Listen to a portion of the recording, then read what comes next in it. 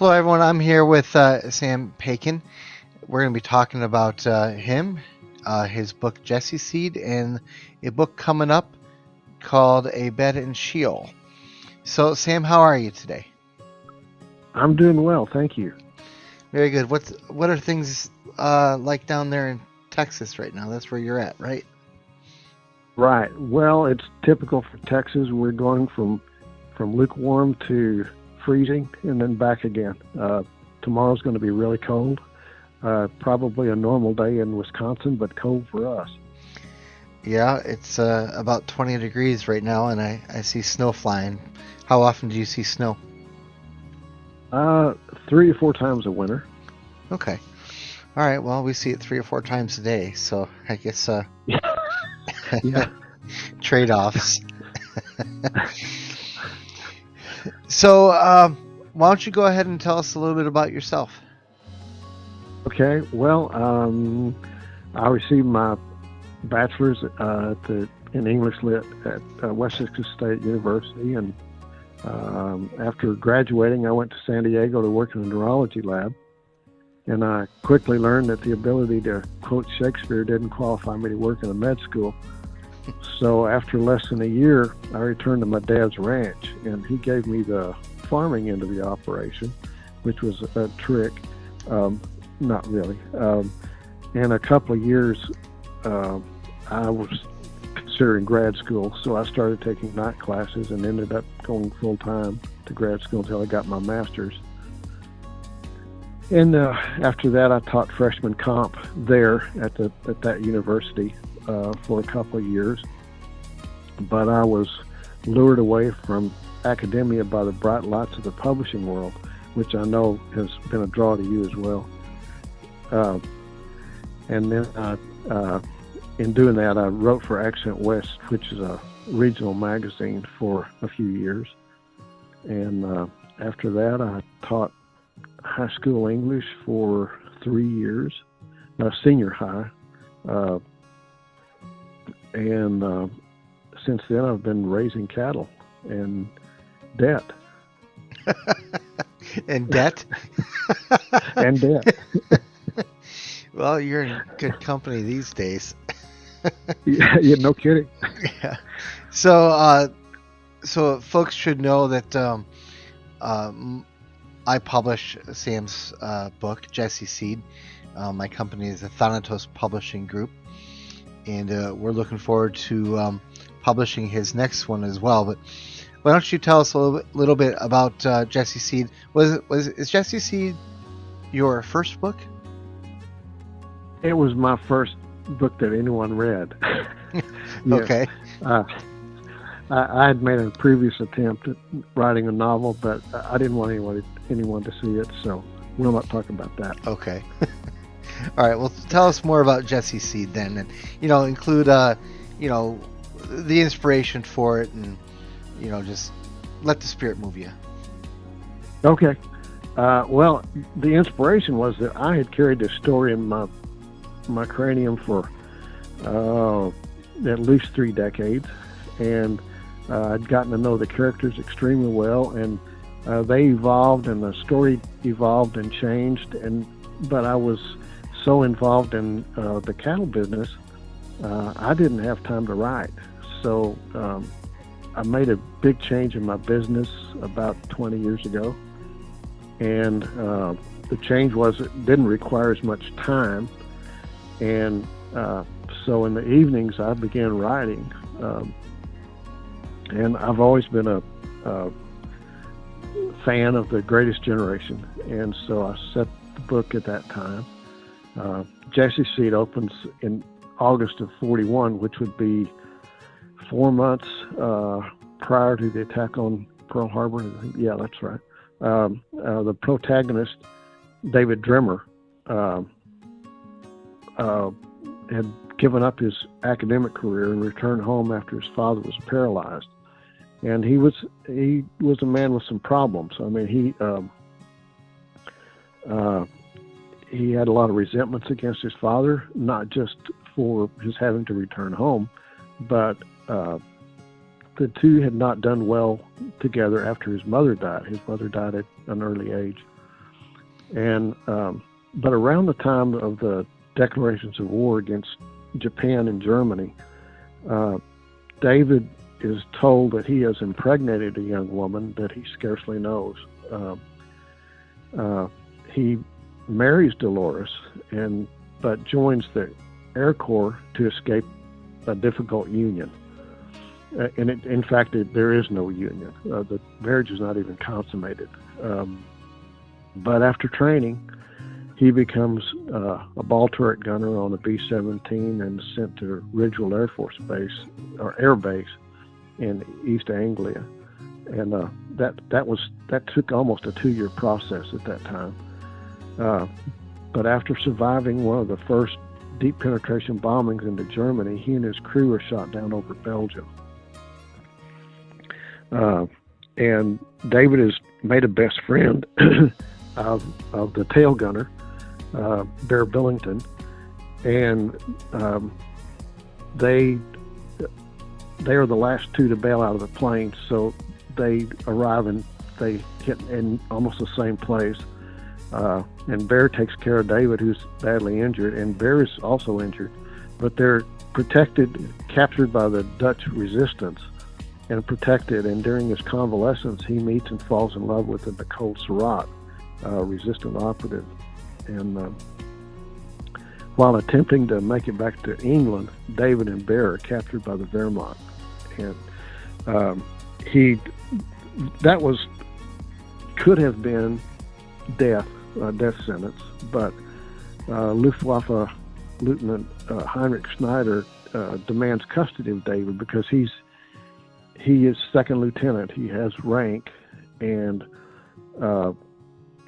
it's assumed by Schneider that he has information that would be useful to the Luftwaffe. So David is kept in a building that houses Schneider's office and volunteers for work. As an officer, he wasn't required to, but he volunteers to work cleaning the building and discovers some information about Schneider that is a secret, and the two make a pact to protect the women in their lives from the Gestapo. And there are some interconnections with these people, by the way, but you'll have to read the book to find out what that is. That's right. While these two guys are bound by the pact, neither of them trusts the other. So they have a volatile agreement that's threatened many times before the Wehrmacht reassumed custody of David with the intent of executing him. They're not interested in the information. They're interested in keeping the Luftwaffe behind them in receiving information. So the tension between David and his father, by the end of the book, has been resolved, at least in David, and is very much mirrored in his requesting his father to care for his beloved horse Dancer. And that ends, the resolution with his dad ends book one. And book two, Abed and Sheol, really is the same story. It picks up exactly at the place that book one ends, and opens with David being sent to Krems, Austria, where he's to be interned in Stalag 17B. But that's actually not where he's being sent. In reality, he's being sent to Stalag 7A in Moosburg. That's in Germany. And that opening maneuver restarts the private conflict between the Schneider and David, because Schneider's attempt in doing that is to have David isolated from his resistance operatives that he's made contact with. But in order to stay abreast with what's going on regarding those that are pursuing Nicole, David becomes involved in two separate resistance organizations that are operating inside the 17B, and I'm sorry, in 7A in Moosburg. And one of the organizations is organized by an American captain, and the other is organized by a German Feldwebel. Both demand his allegiance, and both require at one time or another that he betray Schneider. And in the process of protecting one another, Schneider and David become very reluctant friends, though they never become like-minded. As the war draws to an end, David is forced to go out on a limb, both to do his duty as a soldier and to save his friend from execution. I'm leaving you without a resolution because that occurs at the end of the book, and I don't like spoilers, and I want you to buy the book. Yep, good strategy there. So, what is a lot of people are not going to know what Sheol is. Why don't you tell folks? Don't give away too much, but what is Sheol and how does it play into the book without giving away too much?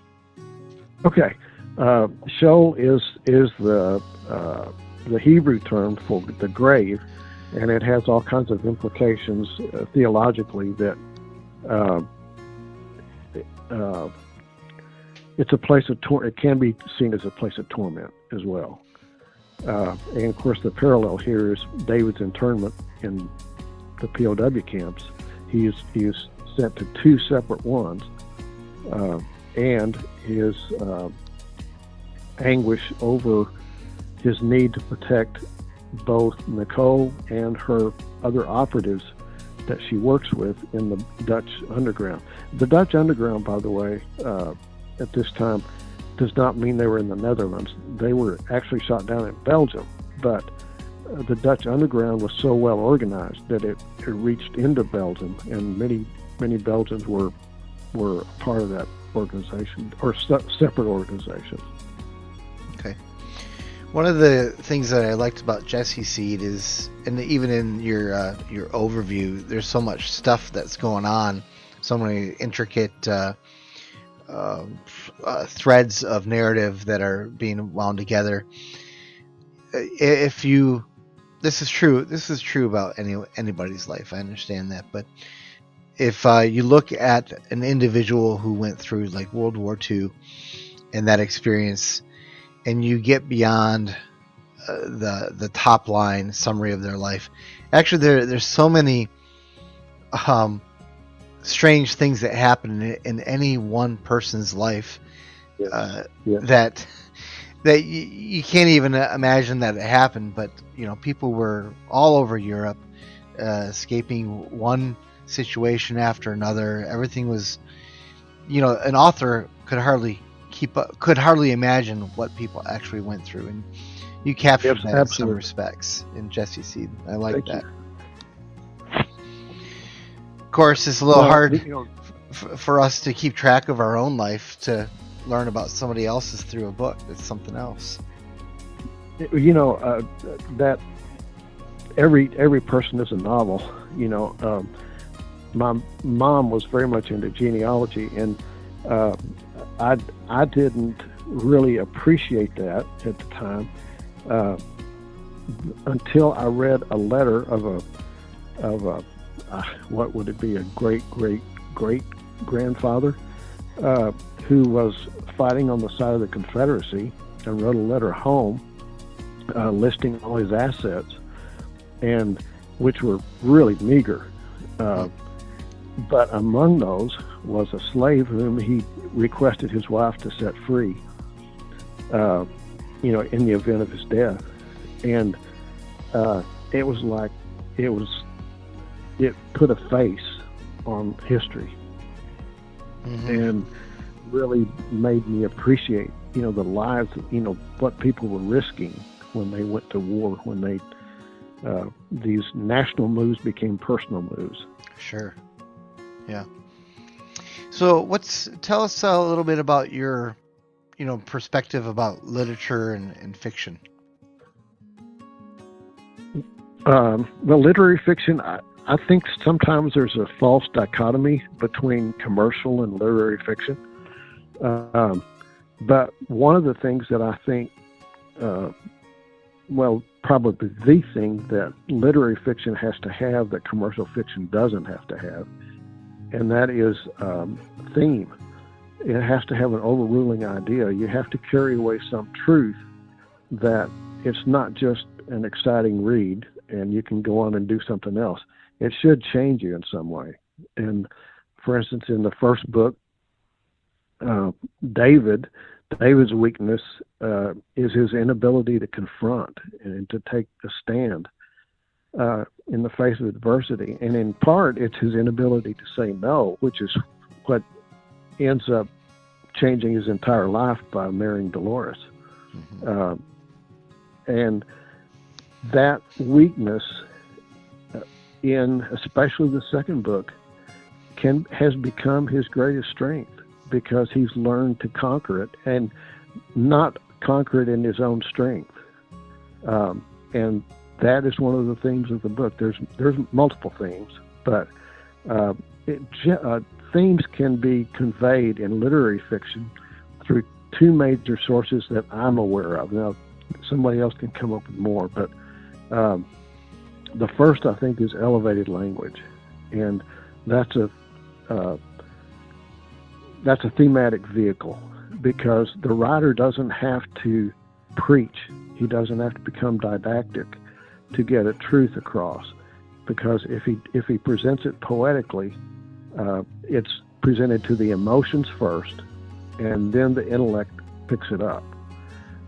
T.S. Eliot had one of the best quotes I've ever heard regarding that, and he said, "Good poetry communicates before it's understood," and I think that's true of any literary form.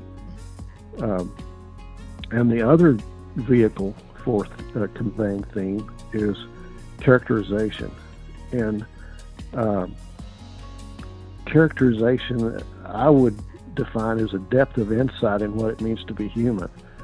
And I have found some commercial fiction that is just outstanding in characterization. And one example I came up with is William Kent Kruger, Ordinary Grace. I don't know if you've read that book, but it's an outstanding book. It's not intended to be literary, but the insights that he gains into to human interaction in that book are just phenomenal.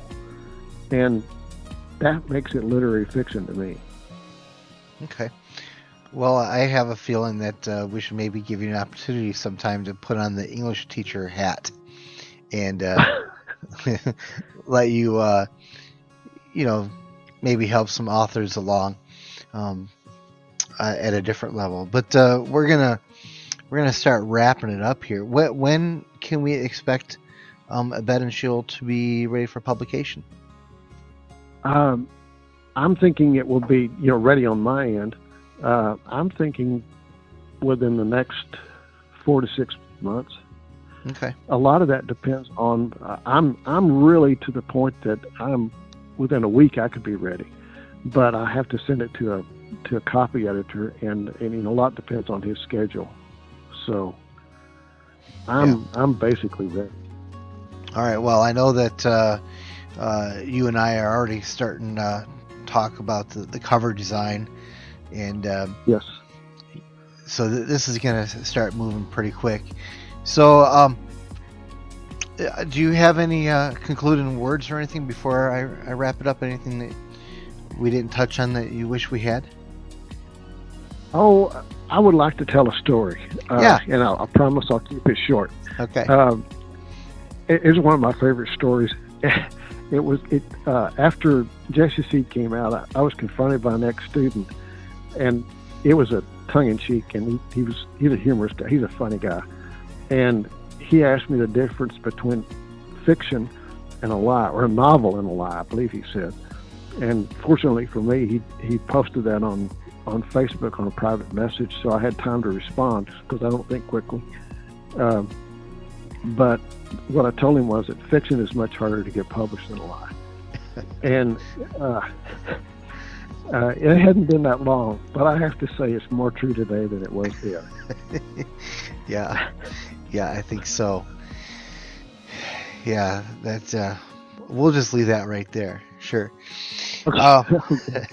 So much more to say about that. So, folks, you can buy Jesse Seed right now.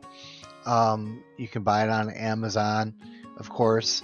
But I would encourage you to take a look at GutenBookPress.com, which is the new venture of Thanatos Publishing Group, and buy your book and any other book that you like from there as well.